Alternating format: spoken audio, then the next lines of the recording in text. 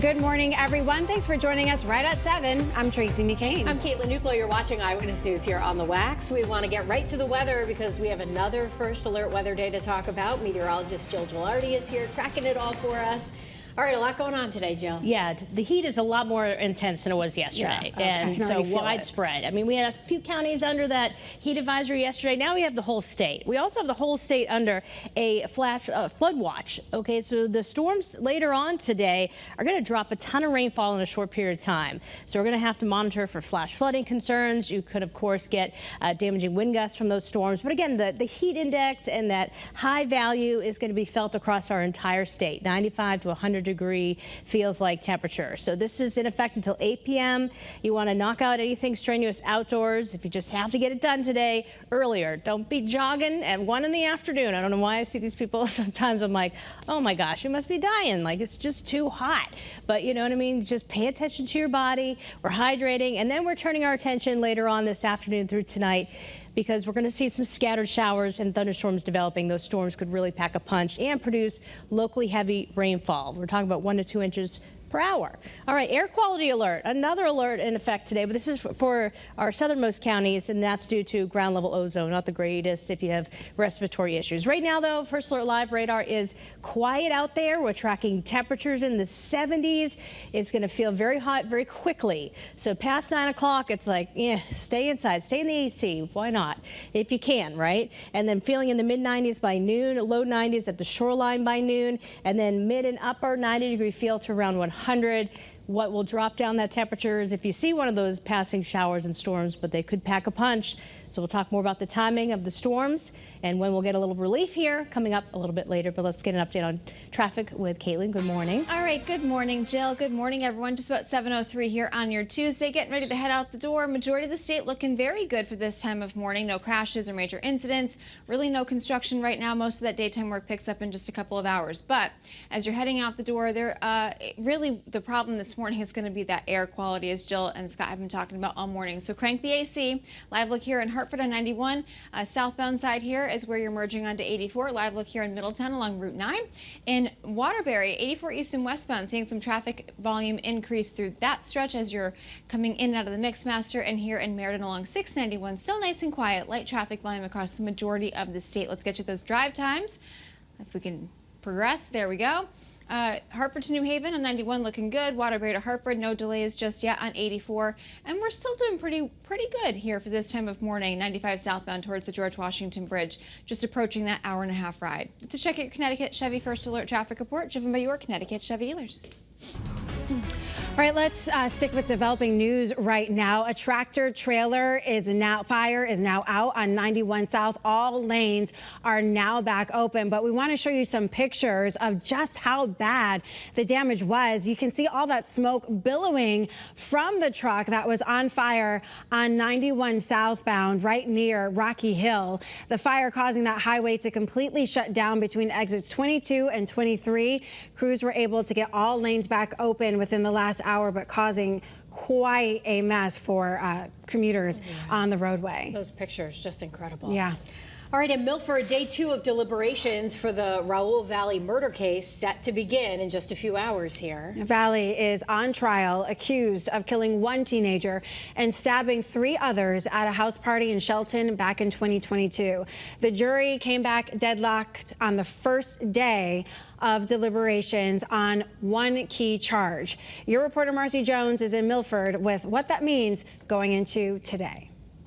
Just 2 hours after deliberations began yesterday, jurors returned with a note to the court saying they were hopelessly deadlocked on the murder charge, to which the judge said, look, I know there's a lot of testimony to get through and a lot of evidence to sift through. However, she implored them to go back and try again.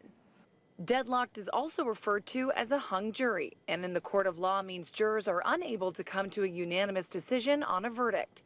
When jurors definitively can't come to a united decision after a reasonable amount of time, the case ends in a mistrial, meaning the trial essentially needs to be thrown out, and the case may need to be retried with a new jury. However, the judge made it clear she does not believe the jury spent enough time in deliberations, reminding jurors they must deliberate each count. In this case, 4 counts, intentionally and separately. Look, I recognize that most of you, if not all of you, have never been through this process before. There are numerous exhibits and many days of evidence to consider. I did instruct you to consider all the evidence. By the court's estimate, at the time that we received the note, which was 12:47 p.m., you had been deliberating for just about 2 hours or less. Jurors went home around 4:45 yesterday afternoon and are expected to be back here at 10 this morning to continue day 2 of deliberations. Your reporter in Milford, Marcy Jones, Channel 3 Eyewitness News. Well, this morning we're expected to learn more about the potential release of medical records and other evidence during a pretrial hearing in the Waterbury captivity case. Kimberly Sullivan's attorney says the suspect is not expected to appear in court. She's charged with kidnapping and assault after allegedly holding her stepson captive for 20 years. A GoFundMe page for the alleged victim has raised more than $300,000. New this morning, we're learning about an overnight house fire in Torrington. Pinpoint News Tracker shows you exactly where this happened on Highland Avenue, just a few blocks from the Naugatuck River. The fire department tells us they responded to the scene at about 12:30 and put the fire out in less than an hour. They say no one was hurt. This morning, police in Manchester are searching for a suspect after a 16-year-old boy was stabbed. The call for help came from the Dunkin' on Center Street. The teenager is expected to be okay, according to police, who say they're trying to figure out what led up to that incident. Right now, we are continuing our team coverage on this first alert weather day. Yeah, with another really hot day, and it's going to be humid as well. State and federal leaders are warning parents about the dangers of hot cars. Your reporter Roger Susannon joins us live now to break down the proposed changes. Roger, and this is a big problem. It is really a huge problem and is an issue that state and federal lawmakers want to address with a pretty simple change. They want a law where if you turn your car off, you'll get an alert that warns drivers to check their back seat. You might think, well, why in the world do we need to do that? Unfortunately, kids being left in hot cars is a pretty major problem. 13 young children have died in cars across the country in heat-related incidents, 8 alone over the last 3 weeks. So that change of the law could be one component. Another thing we can do right now, according to experts, is this might sound simple, but they say a good idea is when you're driving around in heat to take your left shoe or your cell phone, and in the case of your shoe here, you take it off, you put it in the center of your rear seat. That way, along with your kids' toys, of course, that way you'll know, hey, something's amiss. I got to remember to go back, get my shoe, and your kid will be there too. And experts say, listen, most of these deaths don't happen because parents make poor choices, although that does happen. We all know never to leave a child in any car. But these deaths also sometimes happen because in the summer, many parents change up their routine. That can sometimes lead to mistakes. Changing your behaviors with some of these protocols and safety upgrades could be helpful.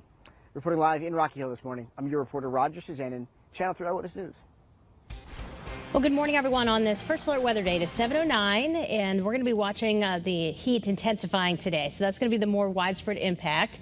Now, we'll also be watching for scattered thunderstorm development. So locally heavy rainfall that could even lead to flash flooding is going to be concerned today. Of course, there's lightning with any of those storms and damaging wind gusts. Not impossible with the activity that develops late this afternoon into the evening hours. So the heat advisory, it encompasses the entire state. So we're all taking those necessary precautions to stay cool and stay hydrated with that field 95 to 100 degrees. As we take graphics full, you can see the temperatures right now not bad in the 70s, but we're going to be getting hotter and hotter as time ticks, and it doesn't take very long for it to feel like it's in the 90s by 10 o'clock this morning, and then feeling in that mid and upper 90-degree range for several hours throughout the rest of the day, and then monitoring for the shower and thunderstorm development. And the feels like temperature is not going to be that much better at all down towards the shoreline, so there's no escaping the heat across our state. The thermometer reading is kind of like throw it out on a day like today, 84 to 91. That doesn't tell the story. It is that heat index. Pay attention to, and pay attention to those storms developing later on today. More on the timing of those and when we'll get a little relief in here coming up in the next 5 minutes.